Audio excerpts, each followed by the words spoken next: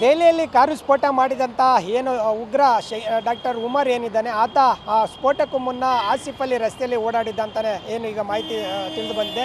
ಈಗ ನಾವು ಆ ರಸ್ತೆಯಲ್ಲಿ ಇರುವಂಥದ್ದು ನಾವು ನೋಡ್ಬೋದಾಗಿದೆ. ಇದೇ ಒಂದು ಆಸಿಫ್ ಅಲಿ ರಸ್ತೆಯಲ್ಲಿ ಆತ ಸ್ಫೋಟಕ್ಕೂ ಮುನ್ನ ಓಡಾಡಿದ್ದ. ಈಗಾಗಲೇ CCTVಯಲ್ಲಿ ಕೂಡ ಆತನ ಚಲನವಲನಗಳು ಸಂಪೂರ್ಣವಾಗಿ ಸೆರೆಯಾಗಿರುವಂಥದ್ದು.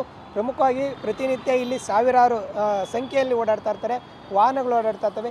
ಇದರ ಮಧ್ಯೆ ಸ್ಫೋಟಕ್ಕೂ ಮುನ್ನ ನವೆಂಬರ್ 10ನೇ ತಾರೀಕು ಸಂಜೆ ಒಂದು 6:55ರ ಸುಮಾರಿಗೆ ನಡೆದಂಥ ಘಟನೆಯಲ್ಲಿ ಆತ ಈಗ ದೆಹಲಿಯ ಕೆಂಪುಕೋಟೆ ಬಳಿ ಕಾರ್ ಬ್ಲಾಸ್ಟ್ ಮಾಡಿದ್ದ. ಈ ಹಿನ್ನೆಲೆಯಲ್ಲಿ ಆ ಸ್ಫೋಟಕ್ಕೂ ಮುನ್ನ ಈ ಒಂದು ರಸ್ತೆಯಲ್ಲಿ ಓಡಾಡಿದ್ದ ಅನ್ನೋದು ಕೂಡ ಈಗ CCTVಯಲ್ಲಿ ಸೆರೆಯಾಗಿದೆ.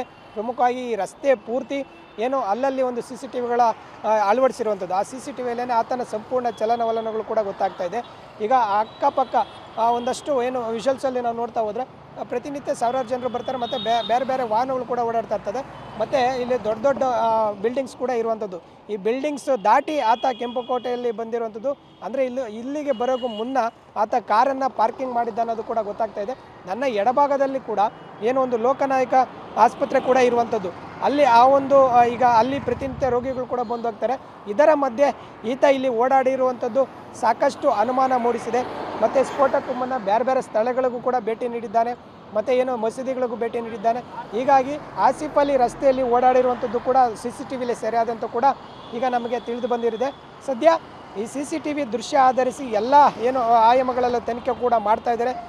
ಇಲ್ಲಿ ಆಸಿಫ್ ಅಲಿ ರಸ್ತೆ ಆಗಿರ್ಬೋದು, ಮತ್ತು ಕನ್ನಟ್ ರಸ್ತೆ ಆಗಿರ್ಬೋದು, ಮತ್ತು ಈ ಸ್ಫೋಟಕ್ಕೂ ಮೊದಲೇ ಈತ ಹೇಗೆ ಬಂದ ಅನ್ನೋದು ಕೂಡ ಏನು ಮಾಹಿತಿಯಿಂದ ತನಿಖೆಯಿಂದ ಗೊತ್ತಾಗಿದೆ. ಸದ್ಯ ಆಸಿಫ್ ಅಲಿ ರಸ್ತೆಯಲ್ಲಿ ಓಡಾಡಿರುವಂಥದ್ದು CCTVಯಲ್ಲಿ ಸೆರೆಯಾಗಿದೆ. ಇದು ಆಸಿಫ್ ಅಲಿ ರಸ್ತೆಯ ಒಂದು ಚಿತ್ರಣವಾಗಿದೆ ಅಂತಲೇ ಹೇಳ್ಬೋದು. ಒಟ್ಟಾರೆ ಏನು ಪಕ್ಕಾ ಪ್ಲ್ಯಾನ್ ಮಾಡ್ಕೊಂಡು ಈತ ಬಂದಿದ್ದ, ಮತ್ತು 3 ಗಂಟೆಗಳ ಕಾಲ ಏನು ಪಾರ್ಕಿಂಗ್ನಲ್ಲಿ ಇದ್ದ. ಅಂತಿಮವಾಗಿ 6:55ರ ಸುಮಾರಿಗೆ ದೆಹಲಿಯ ಕೆಂಪುಕೋಟೆ ಬಳಿ ಕಾರ್ ಬ್ಲಾಸ್ಟ್ ಮಾಡಿಕೊಂಡಿದ್ದಾನೆ ಅಂತಲೇ ಹೇಳ್ಬೋದು. ಕ್ಯಾಮ್ರಾ ಪರ್ಸನ್ ಅಜಯ್ ಜೊತೆ ಮಹೇಶ್ ಶರಣ, TV9 ನವದೆಹಲಿ.